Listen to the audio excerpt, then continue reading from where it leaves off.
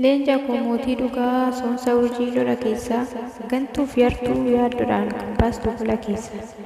Waxeen diinaa wixxinuus itti beektu waan maraa biyyaa firaaruu malee kas hin dhimne waan garaa. Moo'ii moosisaa dhiiraa jilbiiffachiisaa yartu konyaati qabatteerran birayyuu hin dabartu. Moo'ii moosisaa dhiiraa jilbiiffachiisaa yartu konyaatti qabatteerraa simbirayyuu hin dabartu.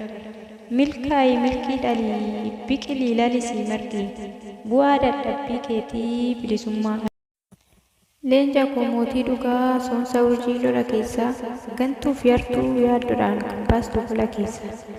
Waxeen diinaa wixxinuus itti beektu waan maraa biyyaa firaaruu malee kas hin dhimne waan garaa.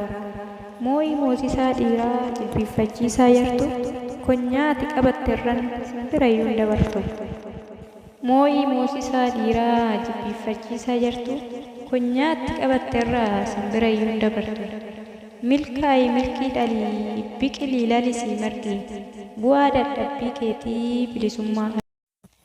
Leenca koo mootii dhugaa soomsa urjii lola keessa gantuuf yartuu yaaddoodhaan kan baastu fuula keessa.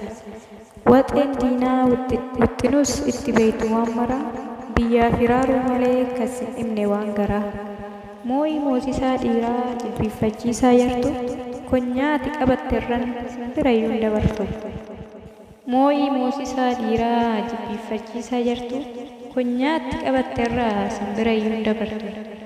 Milkaa'ii milkii dhalii biqilii lalisii margi bu'aa dadhabbii keetii bilisummaa.